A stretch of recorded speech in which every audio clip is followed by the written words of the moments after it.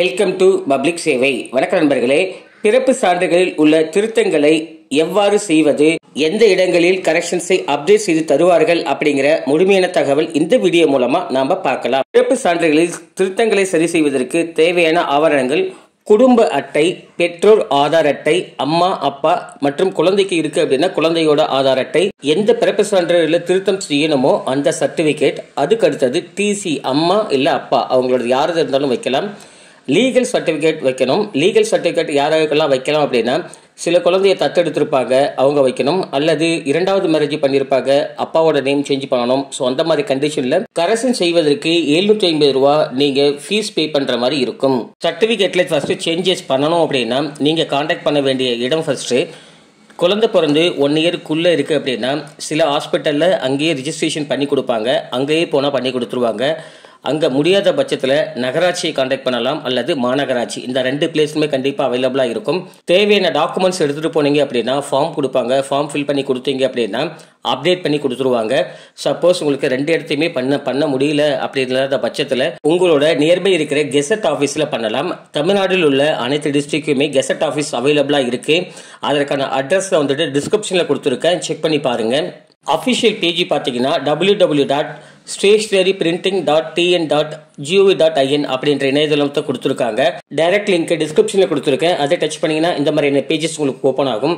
இந்த பேஜஸில் பார்த்தீங்கன்னா ஃபார்ம்ஸ்னு சொல்லி கொடுத்துருப்பாங்க, அதை கிளிக் பண்ணுங்க. ஃபார்ம் பேஜஸில் இங்கிலீஷில் கரெக்ஷன்ஸ் பண்ணணும், இங்கிலீஷ் நீங்கள் கிளிக் பண்ணணும். தமிழில் பண்ணணும், தமிழ் ஃபார்மை கிளிக் பண்ணணும்.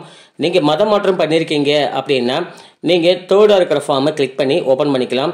நேம் சேஞ்சஸுக்கு நான் இங்கிலீஷை கிளிக் பண்ணியிருக்கேன், இங்கிலீஷை கிளிக் பண்ணோம் அப்படின்னா இந்த மாதிரியான ஃபார்ம் பேஜஸ் ஓப்பன் ஆகும். இந்த பேஜஸில் நீங்கள் கொடுக்குற இன்ஃபர்மேஷன் எல்லாமே கரெக்டாக நீங்கள் இங்கே எழுதுங்க. நீங்கள் எழுதுகிற இன்ஃபர்மேஷன் மட்டும்தான் உங்களுடைய பர்த் சர்டிஃபிகேட்டில் சேஞ்ச் ஆகி வரும். செகண்ட் பேஜஸ் வந்தீங்க அப்படின்னா உங்களுக்கு சில நிபந்தனைகள் கொடுத்துருப்பாங்க, அந்த நிபந்தனைகளை கண்டிப்பாக நீங்கள் ஃபாலோ பண்ணுங்கள். பர்த் சர்டிஃபிகேட்டில் சேஞ்சஸ் பண்ணுற குழந்தையோட ஏஜ் லிமிட்டை பொறுத்தளவுக்கு 18 வயசுக்கு மேலே இருக்காங்க அப்படின்னா அவங்களே அப்ளிகேஷன் ஃபார்மில் பழைய பேரில் கையெழுத்து போடணும் அப்படிங்கிறத சொல்லியிருக்காங்க. 18 வயசுக்கு உட்பட்டவங்களா இருக்கீங்க அப்படின்னா தாய், தந்தை அல்லது கார்டியன், யாரோ லீகல் கார்டியன், அவங்க கையொப்பமிடலாம் அப்படிங்கிற இன்ஃபர்மேஷன் கொடுத்துருக்காங்க. செகண்டாக பார்த்தீங்கன்னா தமிழ்நாட்டை சேர்ந்தவர்களை மட்டுமே விண்ணப்பிக்க முடியும் அப்படிங்கிற இன்ஃபர்மேஷன் கொடுத்துருக்காங்க. பெயர் மாற்றம் நீங்கள் செய்கிறீங்க அப்படின்னா என்ன ரீசனுக்காக நீங்கள் பெயர் மாற்றம் பண்ணுறீங்க அப்படின்றத கண்டிப்பாக தெரிவிக்க வேண்டும் அப்படிங்கிறத சொல்லியிருக்காங்க. பெயர் மாற்றத்துக்கான கட்டணம் 750 ரூபாய் நீங்கள் பே பண்ணணும் அப்படிங்கிற இன்ஃபர்மேஷனும் கொடுத்துருக்காங்க. விண்ணப்பதாரரை பொறுத்தளவுக்கு 60 வயசுக்கு மேற்பட்டவராக இருக்கீங்க அப்படின்னா உங்கள் பெயர் சேஞ்ச் பண்ணும்போது மருத்துவரிடம் லைஃப் சர்டிஃபிகேட் ஒன்று வாங்கி அதோட அசல் நீங்கள் இணைக்க வேண்டும் அப்படிங்கிற இன்ஃபர்மேஷனையும் கொடுத்துருக்காங்க. தேவையான டாக்குமெண்ட்ஸ் மற்றும் ஃபார்மை ஃபில் பண்ணிட்டு நீங்கள் அப்ளை செய்ய போகும்போது நீங்கள் டைரெக்டாகவும் போகலாம் அல்லது நீங்கள் கொரியர் மூலமாகவும் அனுப்பலாம். நீங்கள் அனுப்பிட்ட பிறகு 15 நாட்களில் உங்கள் வீட்டுக்கே தபால் மூலியமாக 5 காப்பி அனுப்பி வைக்கப்படும் அப்படிங்கிற இன்ஃபர்மேஷன் கிளியராக கொடுத்துருக்காங்க. நீங்கள் டைரெக்டாக போகிறீங்க அல்லது நீங்கள் கொரியர் சென்ட் பண்ணுறீங்க அப்படின்னா அட்ரஸ் கொடுத்துருக்காங்க.